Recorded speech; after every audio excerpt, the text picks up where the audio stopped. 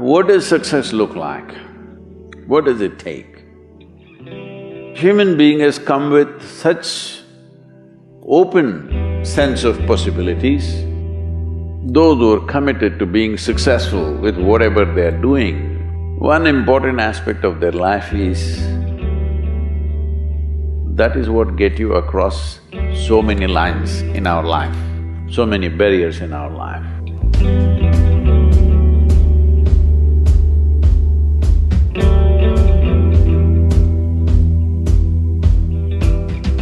This happened in your school, maybe later in your university, later in your work. It's happening to people, maybe not everyone, but to a whole lot of people. Their commitment to success is weak. They want to succeed, they will take 3 steps, then something little interesting happens here, they will go away here, they'll go away there, they'll go away there. Hey, I want to live, huh? Their commitment to success is weak. Either situations around them in some way, situations can impede you from doing what you're doing very easily. Many times it happens to everyone. But when this happens, people weaken their commitment for their success. Maybe physically, they'll feel little weak, they will weaken their commitment to success. Maybe their emotions slosh around a little bit, they will weaken their commitment to success. This is very important right now. However long it takes, this virus, you must come out of this successfully. That means you must stay alive, that's an important part. And commitment to staying alive should not be slackened, no matter what happened. Somebody very dear to us passed away, all the more important we must live. People around us are all sick, all the more important we are healthy to take care of the people around us. So our commitment to success should not weaken because there is social drama going on, or physiological drama or psychological drama, whatever happens, your commitment to success should not weaken. That is what get you across so many lines in our life, so many barriers in our life. So, what does success look like? What does it take? You must understand, those who made any significant achievements in their life, they did not, I don't want to take any personal examples of anybody, I'm trying to avoid obvious things that are coming to my mind. Well, I know family and friends who always have their breakfast on time. And after breakfast, of course, they must have coffee. After coffee, of course, they must light up a cigarette and sit there nicely because they're trying to become peaceful.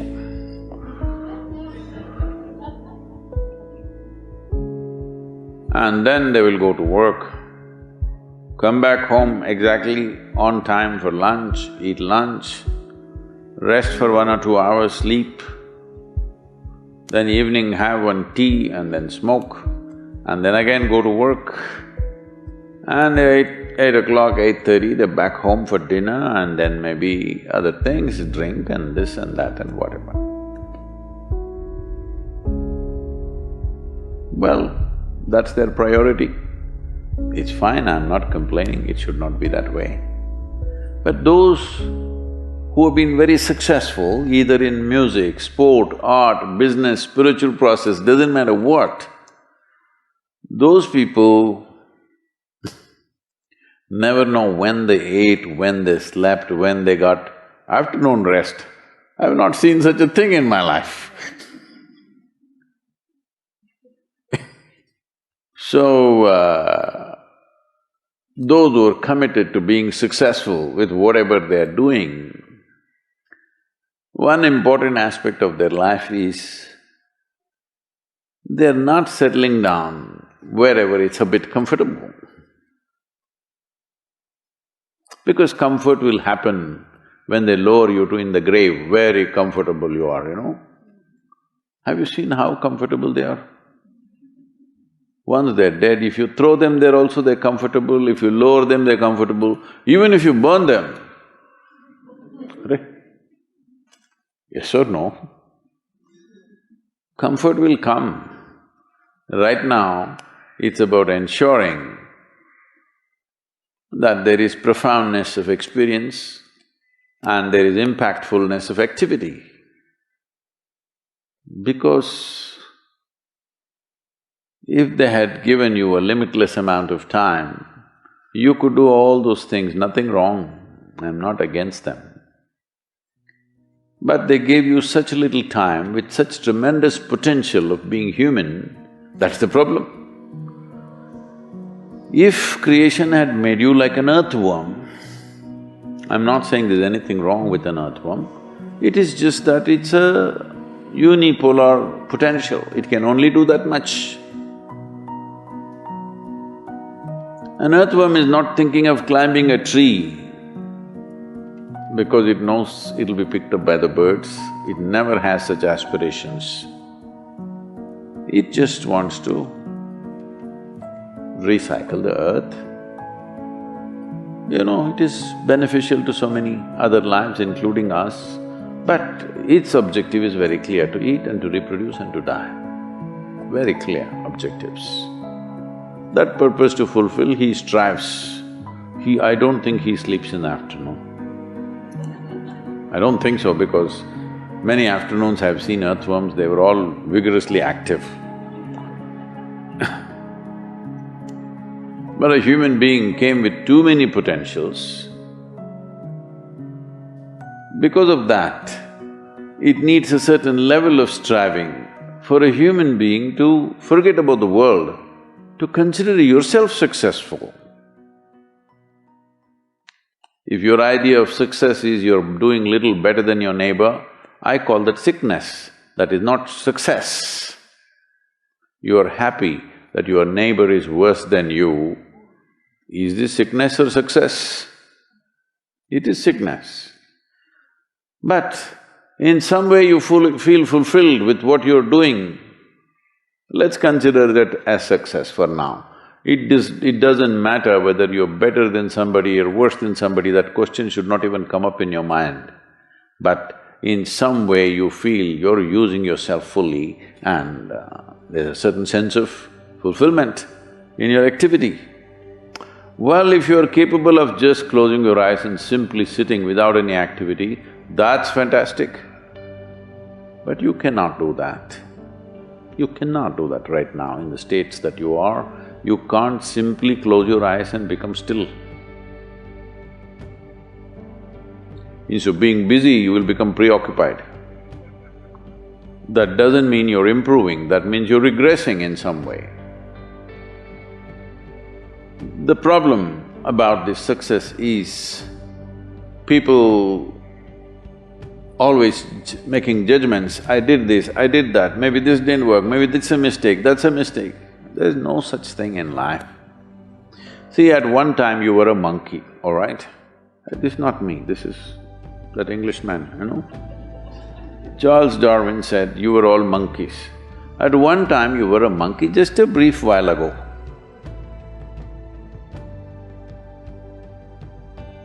Was it a mistake that you committed, that you were a monkey?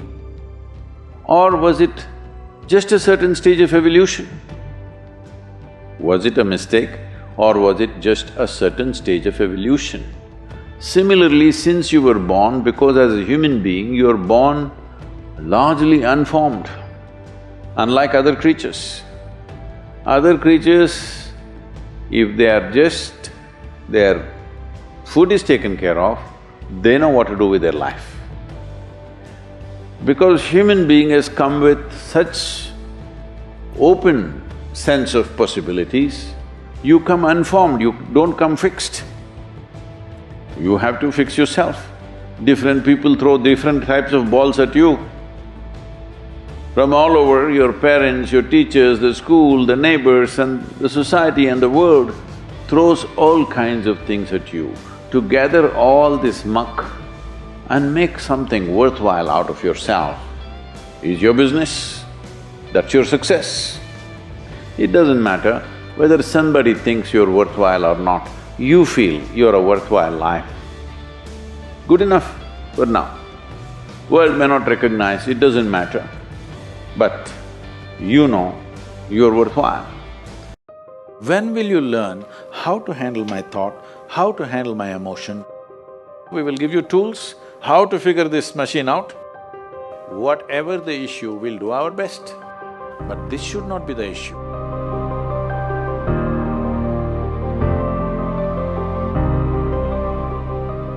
In life, there are many phases where we feel that we are depressed, we are lonely, and when everybody is against us, and there is no one to guide us or talk about it. So at that moment, how should we handle it or how should we deal with it? See, this is an unfortunate condition that a whole lot of human beings are in. In their experience, in their personal experience, life is like me versus the universe. Being in competition with the universe is a stupid thing to do. That's not a competition you must get into. Hello? Me versus the universe is a bad competition to get into. Would you also agree with me? So, this is why yoga. Yoga does not mean twisting and turning your body. The word yoga means union. Right now it's me versus the universe. This is just your psychological condition. This is not the reality. Even when you feel utterly lonely, are you still breathing? So you're transacting with the world, isn't it? Yes? You only can't get along with the people around you, but atmosphere is okay with you, food is okay if it tastes good, water is okay. You have transaction with the world, isn't it? Your existence is constantly an engagement with the universe, but your mind becomes against the universe. If you create a psychological condition that you're against or you're in competition with the universe or the cosmos, obviously you will feel crushed for small things. Little things will crush you. When I say little things, maybe you failed your examination, maybe you got thrown out of this university, maybe you got fired from a job, maybe somebody ditched you, maybe something else like this happened.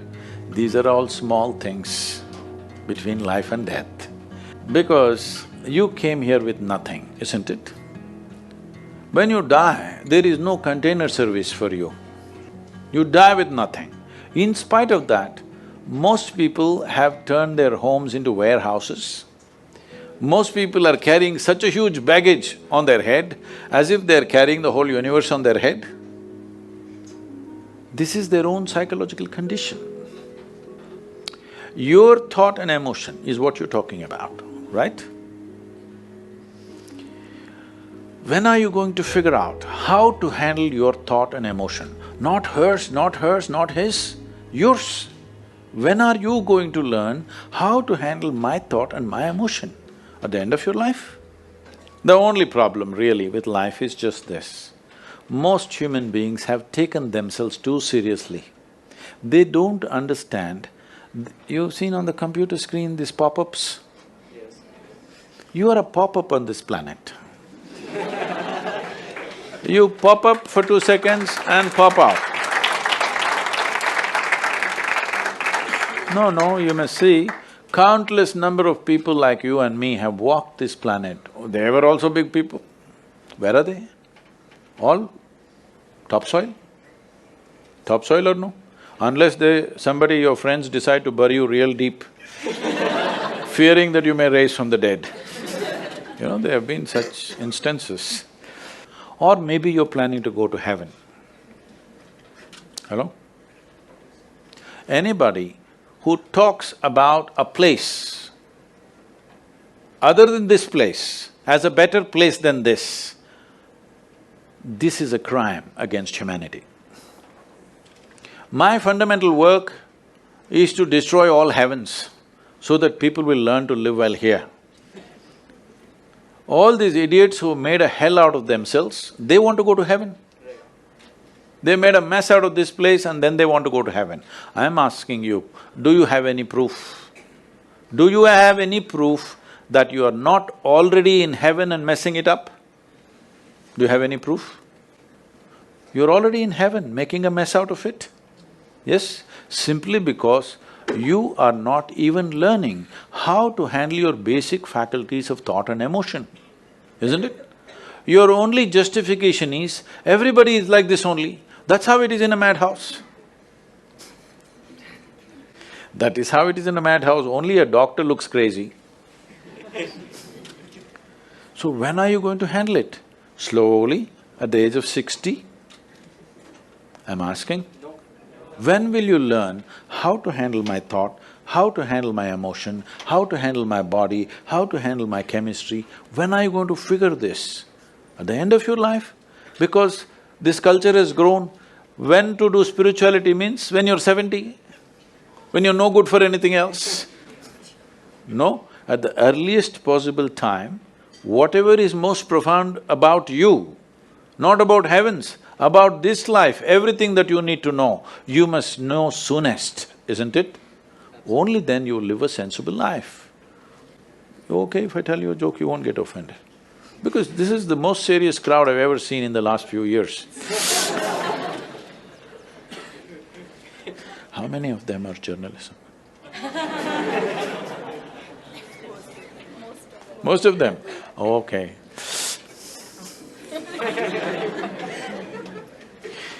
This happened. Shankaran Pillai, when he was in Paris, was married to a French woman.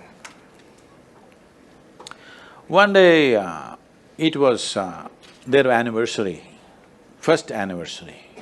So she invited a bunch of friends and she wanted to cook something really fresh, everything fresh. So from morning, she was driving him to this market, that market, he got this fresh vegetables, fresh meat, fresh chicken, this, that, everything. Then in the evening she said, because the French have this, snail appetizer, she said, go to the beach and get some snails, fresh, and I will make some appetizer for all the friends who are coming. So Shankaran Pillai went to the beach and he was picking up all the snails and putting it in a bucket. Then he met an old friend, an Indian guy. They hit it off and they were talking about their old times. He just forgot that he's married. You know, when you meet old friends, it happens.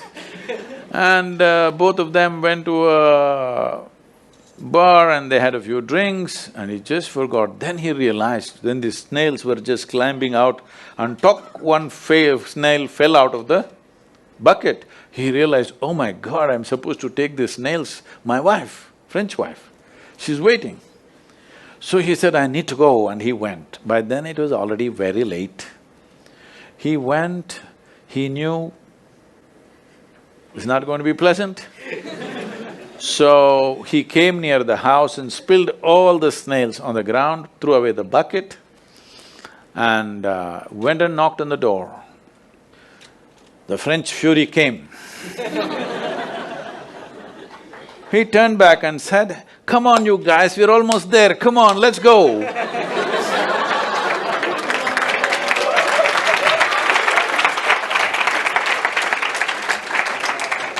So, when are you going to pick your snails and put them in the bucket and fix them? Huh? Your problems, you must fix them, isn't it? These are not problems. I want you to understand, you are not suffering your life. You're only suffering two fantastic faculties that only… It's a privilege of being human that we have these two fantastic faculties. One is, we have a vivid sense of memory. This is because of this memory our life is so rich, unlike any other creature. And we have a fantastic sense of imagination. Now, this is what you're suffering. What happened 10 years ago, you can still suffer. Why? Are you suffering life or memory? Hello? Memory. What may happen day after tomorrow, you're already suffering. Are you suffering life or imagination? Two most fantastic faculties you have, you're suffering. So what are you asking for? You want to become once again an earthworm. An earthworm is a very eco-friendly creature, I have nothing against it. But it took millions of years of evolution to get you this size of brain, and now you're suffering it. If we take away half your brain, of course you will sit there without any anxiety, without any suffering, peacefully. What we need is, we need to remove your brain, because you're suffering your own intelligence. Yes or no? Because we gave you a very complex machine, you have not bothered to read even the user's manual. You want to just blunder around. No, young people, it's time you figure out a few things about you. If you don't know how, we will give you tools, how to figure this machine out, because in your life, many issues will come. More issues come up in your life means you're living a more active life.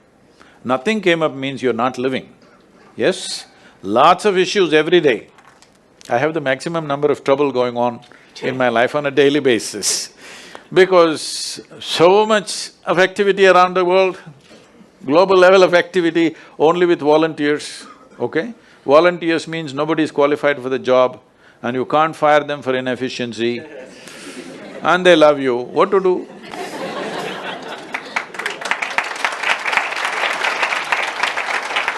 This one thing you must fix, that is, in your life, you are not the issue, okay? Whatever the issue, we'll do our best, but this should not be the issue. Nischala tattva, Jivan Mukti means for one who is unwavering in his intention, for him, liberation cannot be denied. The only reason most of the humanity goes about their life, blundering through their life, not knowing which way to go, is because they keep shifting the direction of their life too often. They may not actually change the direction of their life, but in their mind and emotion, it keeps shifting and shifting and shifting and shifting. The very nature of the existence is such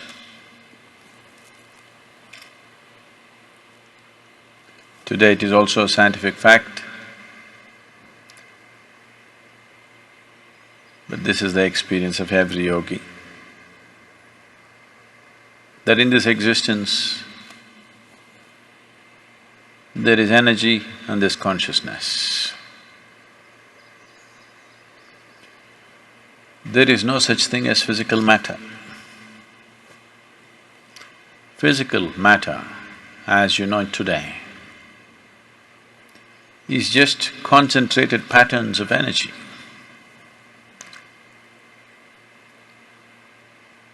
Today, this is established science.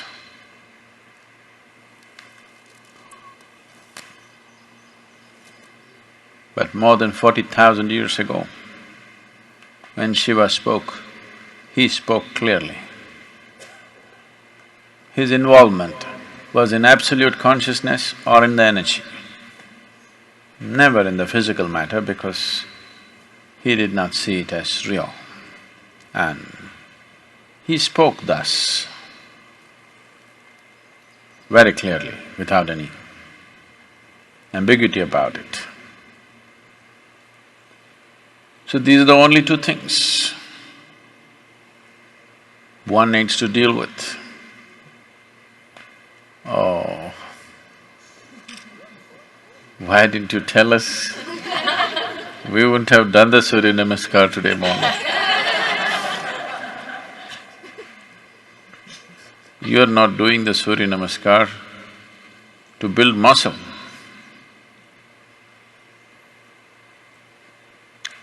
If you have to know the energy. Right now, it's concentrated in the form of this body. Only if you use it in a certain way, it'll crackle. Otherwise, it'll sit like a lump of earth. If this has to sit here and crackle, then it has to be kept in a certain way. So whatever the physical sadhana that you're doing is not to build muscle, not to…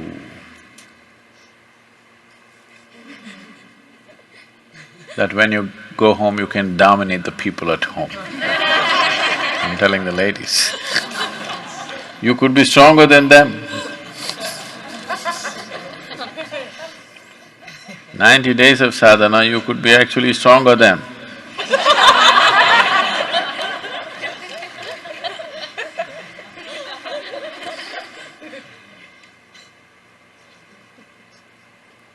If your energies can crackle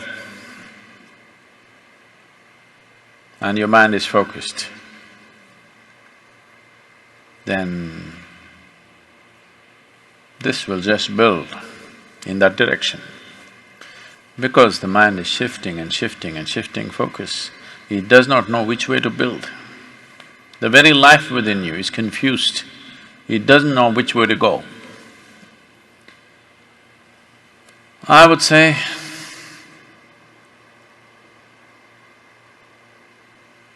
more than 95, actually I think it's 99, but so that I'm not wrong, at least 95% of the human energy is simply wasted because most human beings cannot hold anything in their focus for any substantial amount of time. Otherwise, each of them would be opening up a new window, a new door to something else. 7 billion people, if they had all had their minds and consciousness focused, everything, just everything have to yield.